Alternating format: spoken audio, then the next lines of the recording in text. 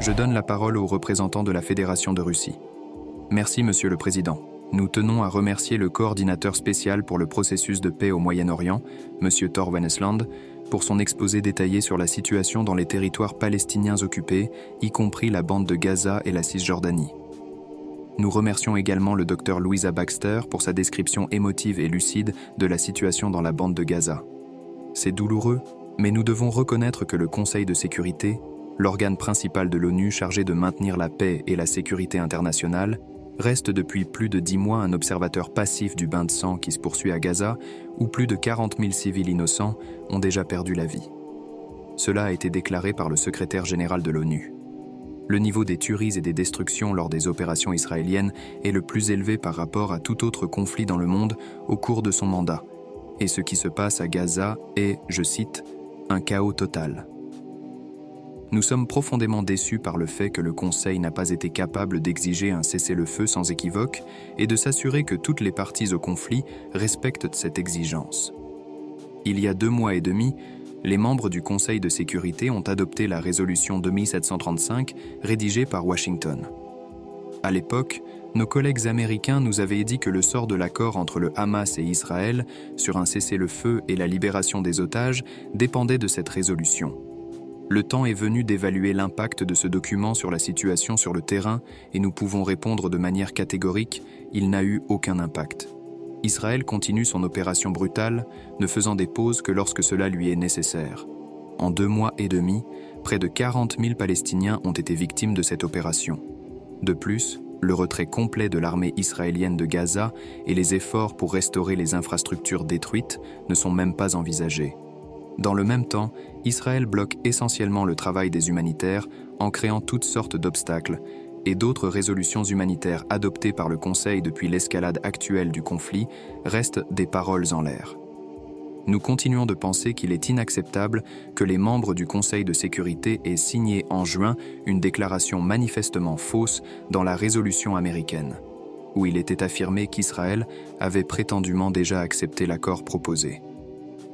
Même les déclarations officielles d'Israël lors de la même réunion montraient clairement que les dirigeants de Jérusalem-Ouest n'avaient aucune intention de mettre fin à leur opération militaire à Gaza.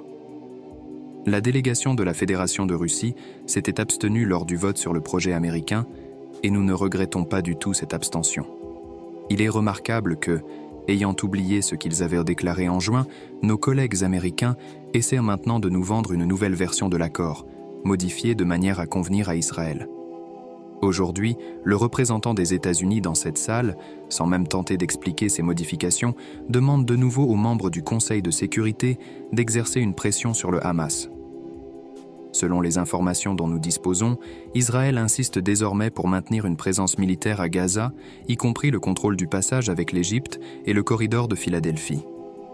Nous notons que ces changements aux paramètres de l'accord sont également vivement rejetés par certains pays de la région. Je voudrais poser une question à nos collègues américains. Au nom de qui agissez-vous maintenant en essayant de faire adopter cet accord, qui est fondamentalement différent du précédent? Le Conseil de sécurité n'a jamais approuvé un accord formulé de cette manière. Et pourquoi, alors que vous nous demandez d'exercer une pression exclusivement sur la direction du Hamas pour qu'elle accepte ce nouveau caprice israélien, refusez-vous systématiquement de travailler avec Jérusalem-Ouest qui dépend de vous pour l'approvisionnement en armes? Le temps a montré que tous les doutes que nous avions sur les véritables raisons de ce projet américain se sont confirmés. Une autre résolution du Conseil de sécurité, poussée par Washington, est devenue non seulement une couverture diplomatique pour qu'Israël continue son nettoyage systématique de Gaza, mais aussi un obstacle à toute initiative visant à faire respecter des exigences strictes et sans équivoque pour un cessez-le-feu. De plus, à cause des actes provocateurs d'Israël au cours des 2 derniers mois, la région du Moyen-Orient s'est encore plus rapprochée du bord d'un conflit mondial et le Conseil de sécurité, sous l'impulsion des États-Unis, ne fait rien pour arrêter le bain de sang que continue Israël à Gaza. La semaine dernière, les membres du Conseil de sécurité ont discuté de la tragédie de l'école Tamim, où plus de 100 personnes ont perdu la vie et des dizaines ont été blessées à la suite d'une frappe israélienne. Comme nous l'avions averti à l'époque, cet incident n'était pas un épisode malheureux, mais plutôt la manifestation d'une politique menée par les dirigeants israéliens. Le 20 août, l'aviation israélienne a attaqué une école dans la région de Mustafa, à Gazaville, faisant au moins 12 morts. Le Premier ministre Netanyahou, en réponse aux appels conjoints de la communauté internationale pour mettre fin au massacre des Palestiniens pacifiques, a déclaré qu'il ne s'arrêterait pas tant que le Hamas ne serait pas complètement détruit. Et s'il n'avait pas ses alliés américains, il ne montrerait pas un tel mépris pour la position de la majorité des États membres de l'ONU. Un autre point que je voudrais souligner, c'est qu'il est inacceptable de tolérer les actes provocateurs des dirigeants israéliens, en particulier la visite du 13 août du ministre de la Sécurité nationale Ben Gvir à la mosquée Al-Aqsa à Jérusalem. Les autorités israéliennes doivent prendre des mesures efficaces pour mettre fin à cette pratique fallacieuse qui constitue une violation flagrante du statu quo des lieux saints de la vieille ville. Collègues, combien de temps encore allons-nous rester inactifs alors que les prétendus négociateurs américains continuent de nous vendre des promesses vides de résultats rapides de leurs efforts diplomatiques? En réalité, Washington tient le Conseil en otage depuis 10 mois, menaçant d'utiliser son veto et nous empêchant de prendre des décisions strictes et sans équivoque, que ce soit sur la question palestinienne, sur la trêve à Gaza ou sur l'avancement du processus de paix au Moyen-Orient. C'est d'autant plus regrettable que c'est le désir obsessionnel des États-Unis de monopoliser le processus de paix au Moyen-Orient et de le remodeler selon les critères israéliens qui a conduit aux conséquences dramatiques que nous constatons aujourd'hui. Je n'ai pas besoin de vous dire que cette situation sape l'autorité du Conseil de sécurité. Depuis octobre, le Conseil de sécurité n'a pas été capable de prendre des décisions efficaces, nécessaires non seulement pour un règlement juste de la question palestinienne en accord avec nos propres résolutions, mais aussi pour prévenir une guerre régionale au Moyen-Orient. Si la résolution 2735 n'est pas mise en œuvre, passons à un nouveau document qui enverrait un signal sans équivoque aux fauteurs de troubles que ce qu'ils font ne sera pas toléré en toute impunité. Et dotons cette résolution d'une boîte à outils qui pourrait aider à mettre fin à la violence, indépendamment des caprices de l'une ou l'autre des parties au conflit. Il est également crucial que Washington cesse enfin son aide militaire de plusieurs milliards de dollars à Israël, utilisée pour détruire des Palestiniens pacifiques. Combien de victimes supplémentaires faudra-t-il pour que le Conseil de sécurité agisse enfin en accord avec son mandat, au lieu de suivre aveuglément la direction des États-Unis et d'Israël ? 40 000 Palestiniens, dont la plupart sont des femmes et des enfants, est-ce que cela ne suffit pas pour que nous prenions les décisions nécessaires ? Nous formulons ainsi notre position pour que tous nos collègues sentent la responsabilité historique qui pèse sur nos épaules, et nous sommes prêts à travailler avec tous ceux qui partagent cette position. Je vous remercie de votre attention. Je remercie le représentant de la Fédération de Russie pour sa déclaration. Je donne maintenant la parole au représentant des États-Unis. Merci, Monsieur le Président. Et merci au coordinateur Wennesland et au Dr Baxter pour leurs exposés. Chers collègues, le secrétaire d'État Blinken vient de conclure sa 9e visite dans la région depuis que le Hamas a attaqué Israël le 7 octobre, déclenchant une guerre qui a causé tant de souffrance et de dévastation.